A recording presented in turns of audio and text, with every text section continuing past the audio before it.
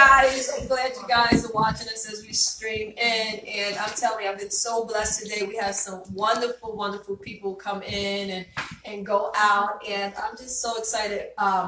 Talking about good news. I mean, we're talking to some of our women here, and we were taking in questions about what are some of the things that keep us from moving forward on our path. And we'll get to more of that a little bit later, but I'm going to read a little excerpt from the book because my producer tells me that I didn't do that. And so, Good News Buster on the Southern Path to Purpose. And this is creative nonfiction, and it's written about my uncle, who my mom's brother. There's 2 girls and I think 5 boys. And I was talking to him, talking about inspiration. And I says, wow, oh my gosh, Uncle Buster, you sang and you won at the Apollo. Oh my God. All these things that I didn't know. And I'm like, wow. And we have so many things and people in our family, and there's so much wealth, and we never take the time because we don't know them, because people don't talk anymore. And that's something that I wanted to share with my children and my siblings' children. I'm like, wow, you guys, we've come from some great people, and we need to know that, and we need to share that with our children and our students and all of those around. So this is just an excerpt from Good News 2. It's a much easier read than if you read my first book, Between the Pages, which is a great one, really empowering for women and women who've gone through hardships and overcome. Girls, we can talk about that. Okay, so this is from chapter 2, it's Good News 2. And I have to say, a lot of things that I learned in my writing, I learned from those 2 women over there, Mr. Waller and Miss Chandler. Sitting in a class, we glean from another. So I'm so excited. Yeah. Pecan colored and peacock proud.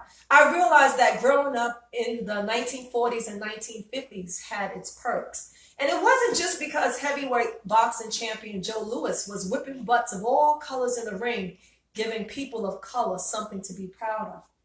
This brown bomber, as he was known, rose up from the ashes like nobody's business. And like Papa Johnson's dad, Joe's dad was a sharecropper, gleaning food and splitting the soil. Didn't matter none because Joe's past couldn't hold him down. He went from amateur to world heavyweight boxing champion and stayed there over 10 years. Joe did us proud and made my childhood memorable. But he wasn't alone on that platform. There was something else that made my childhood memorable: school. I attended Stonehill Elementary School in Sumter. Every day we had prayer, Bible study, and sang songs about the goodness of the Lord. These activities were a part of the day called devotion. I love devotion because I got to do 2 of my favorite things: study the Bible and sing the good news. Something about having the good news at school made learning wonderful. And like one of Mama's buttery biscuits on a plate of chicken liver, grits, and homemade gravy, I sopped up everything I was taught. I learned so fast that my teachers skipped me from 1st grade straight to 3rd grade. Now, even though having your child in a class with older students has always been a concern for some, it wasn't for Mama. She was okay with it. No one was going to take advantage of me. I could speak up for myself.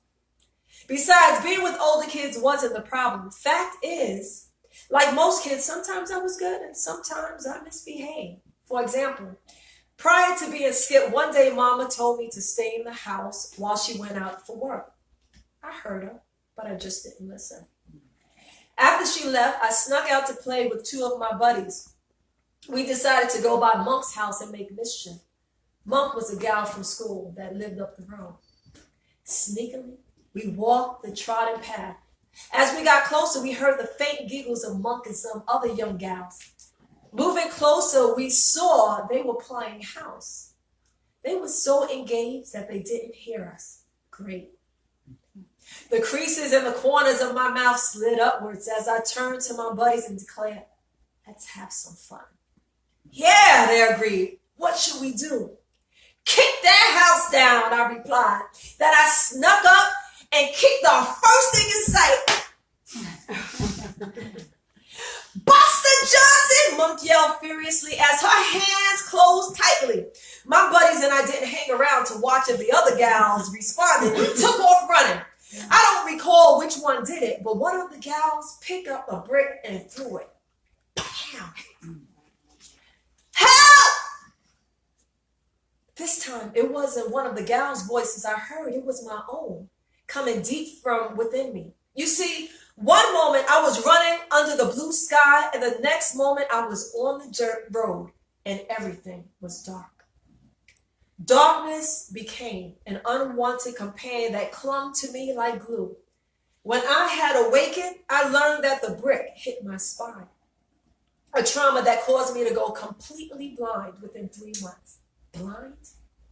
I was just 7 years old. And to add to the misery, the doctors told Mama that I might never get my eyesight back. We just had to wait, hope, and pray. Normally, I might have gotten the switch for that stunt of disobedience, but Mama didn't beat or punish me. I guess going blind was punishment by itself. Not to mention, there was the agony of the outside light. It hurt my eyes so bad. There were days I refused to come from under the bed because the light burned like coals of fire beneath my lids. So there I was, home and in the house after all. Neither Dad nor Mama had enough money to send me to a school for the blind, so for a whole year, I stayed indoors, imagining what my friends were doing outside. That was pretty bad for an active boy. But at least I could still hear the good news being sung at home in church. Wow. Wow.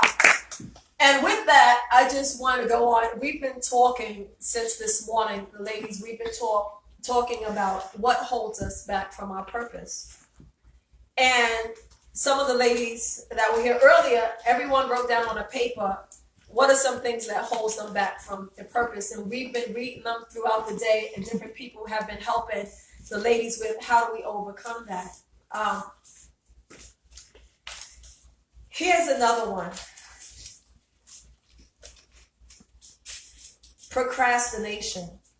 And we're going to talk about that for a quick second.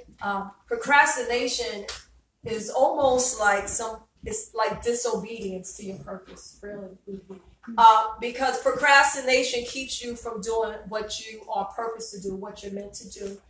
And so I'm going to throw that out there. And I'm going to talk, like, even with Buster in here. And that's the first thing I remember with my uncle. He had eyes 2 different colors.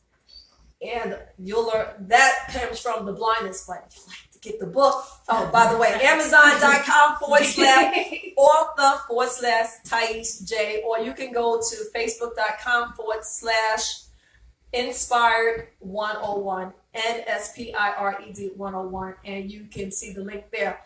But before I talk about procrastination, I just got to give a shout out again to Chandler and Savala. I love these women. They are fabulous women from working. They teach language arts, and it's really working with them. It's been, so many years, over 6 years, that I've gleaned more about being a writer. And so even when I wrote this book, and I wrote this book with people being able to really read it from 4th grade and up as a mental test, because we talk so much about figurative language, imagery, all these different things. So when I wrote this book, I wrote it with the purpose of being shared in the schoolhouses, that people can glean, and also building up hope. It's a book that can be studied for Black history, any history, because there's so many gold nuggets. And I want to get back to talking about procrastination and how it is just like disobedience. And like Buster, when his parent told him not to do something, to stay in the house, and he went out and he did it, and bam, he went blind. And that happens for so many of us when we know that there's this gift, this path that we want to do, and we don't do it.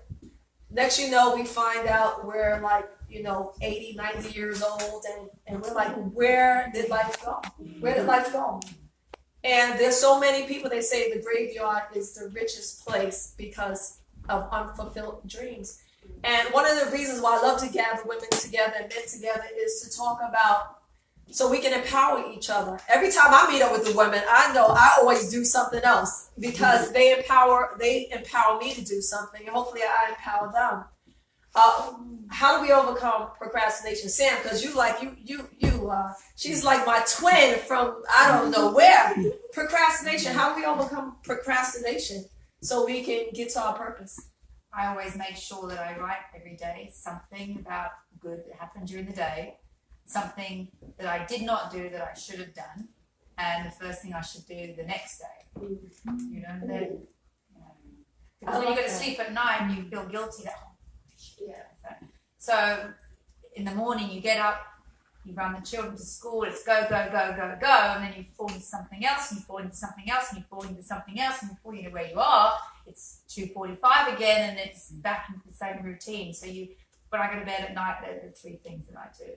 I love that. And it helps me to prevent, because I know we all are guilty of procrastination. Yeah. I don't believe it if anyone says they don't procrastinate. I think everyone procrastinates. Yeah, it's a constant struggle in life. To recognize it. Yeah. And try and find a way of not procrastinating, to force yourself to get past that, you know. That's right. All the way from England, we got the word. I love that. So you said writing my book one day. That's right. Get it done. So you said at the end of the day, you write first something good that happened in the day. Something. What's the second thing? Something bad that happened. Okay. So you recognize that it wasn't the first thing, and something I should have done that I didn't, that I must do tomorrow. That I didn't. So something good that happened today, something bad, something that to reflect on it. To reflect on what it was that you shouldn't have done, and then what you need to get done tomorrow. I think that's really powerful. Earlier today, we were talking about writing it down. Once again, here we go back. If you don't write it down, it doesn't happen. And as teachers of language arts, I always say that to kids. They're like, it's stuck in the head. And if it's stuck in your head, if it's in the head, it never comes out. We have all these writers. If it's in the head, I'm like, okay, I'm going to do this. And as long as it's in my head, it never gets done. You have to flesh it out on paper.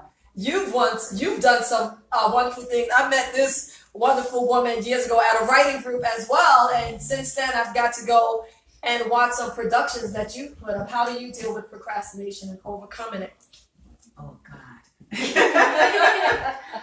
Recently, I've started doing some affirmations and just repeating some things about, because I realized that I didn't think I could do a lot of things. So just to tell myself that I can do them, and also to repeat some scriptures that I am more than a conqueror, right. that I can accomplish all things with Christ. So I do those things to help me to continue going. It helps me to move on, because I think that procrastination is also connected to some other things. When you're afraid that you can't do something, or you're afraid, especially as a writer, and you think that someone won't like what you write. Yes. You think it won't be good, and you forget who you are. Yes, and you forget that He's the one who has empowered and given the very gift to you. So that's how I work with it. Oh my gosh, I'm almost in tears. That's exactly something that someone wrote on a paper, and one of the I didn't copy. I wasn't here. I know she wasn't there, but plagiarism. Someone wrote down fear of failure or not being good enough, and that's the key thing. Neville Schwartz was here. Neville was here earlier, and he said that we need to learn to always be amateurs. He says, because when you get to being professional, all of a sudden there's this stress. He says, understand that the path is the place where things are made, where you're constantly being changed, and you don't feel like, when you get to this place, you have to conform to the desires of the market or things like that. And I think that also helps you to get over that fear. And anybody who's around me, I'm always pushing anyone. And the minute I know you have a goal to do something, I've been telling these 2 women, I'm like, when are we going to write a book together? And I've been telling them that because they teach, and I know it's in them. And so Tiffany right there, I'm like, come on, your poetry book, let's get it done. So, the first time I met her, and I was having a production in New York, and I put her on stage, and she was like, oh my gosh. I'm like, if you tell me you want to do something and you're around me, I'm going to put you out there, because I've never been the person to think that I am, because of all the people that God surrounds me with, and they all deposit something in me. And I've never been that type of person that was competitive. I hated competitions growing up. So I would love to sing for talent shows, but I hated anything that had to do with competitions because I always felt like, you're not better than me in doing what I do because only I was created to do this. And I'm not better than you in doing it because you were created to do that. And I felt everybody had this gift. And so when people are around me, I always try to celebrate that and bring it up. And my mom used to always get on me because I would stop to try to help people. That's just who I am. And I love to celebrate people. And I'm like, if we all celebrated each other, those that are around us, just think how far we can go. I watch people run out to the bookstores and stuff, and people that they've never met, will never talk to you. And I'm like, there's a bunch of people around you. Support them. Right. Because they're the ones that's pouring right back into you, and you're pouring in each other, and there's that community. So I want to encourage you that on your path, number one, we went back earlier today. Some of the things we talked about was finding out what your purpose is, and we talked about going back to when you were younger. What is it that you love to do? Because that's usually the first thing about your purpose. What is that love? And a lot of times as we get older, that very thing, we stop doing it because of the pressures and the life and everything like that. Go back to that first love. Begin to write it down. Writing is very key to writing out that purpose. And then, begin to flesh it out from there. And we're going to start doing more of that. And I really thank God for Shannon. I tell you that a million times. I love her so much. She's like, sister my age. We're like the same age. I know she looks way younger than me, right? I didn't eat enough of those grapes we talked about earlier. But I'm the baby out of 8. And everyone is, Hello. So we talked about, I've always wanted like a sister my age because everyone is like 7 years to 15 years older than me. So God has given me a wonderful bunch. But see, I came and threw me off my game. We were just talking about it and empowering one another. Anybody else want to say something about procrastination? And then I'm going to do a song for you guys since you missed the other one. Procrastination, how you overcome it? Or how you're working to overcoming it. Now, some of you are probably saying, I'm procrastinating right now. Exactly. I'm working on overcoming procrastination with what she said about writing it down and acknowledging like what I did wrong or how it makes me feel also, like if I didn't get something accomplished that I said I was going to do. And a lot of that comes from fear of, if I do it, maybe I won't do it well enough or I'll get criticized. And because I may, so instead of doing it, I'll shut down, but then that means I'm the one that winds up criticizing myself. And the thing that I didn't do, I'm the one doing it to myself that I was afraid, this would happen if no one likes what I do. So it winds up me punishing myself. So being that I'm not masochistic, I decided that this is not helpful. So that's why I'm working on writing it down, and also having gratitude, like learning to be grateful and learning to have content moments, where let that peace come in because I actually am working toward it and I'm not putting so much pressure on myself or building it up so much in my head, but being that I'm writing it down, it's helping to get it out. And then I'm realizing, I did that. And celebrating those little bitty accomplishments, which is sometimes we may find it hard to do, but as I'm learning to do that, it's helping me to abolish little by little that procrastination. So that's what I just wanted to add to that I think it's really important to celebrate the little victories that you have every day. Because, I know something I struggle with is, getting really down on myself and depressed when I didn't, accomplish all the goals I may have written out. So if the list isn't all the way checked out, instead of, getting, really depressed and then shutting down and then not wanting to do anything at all, I try to, look at the bright side, look at what I have accomplished, look at what future me won't have to deal with, and what future me will have to deal with, and kind of just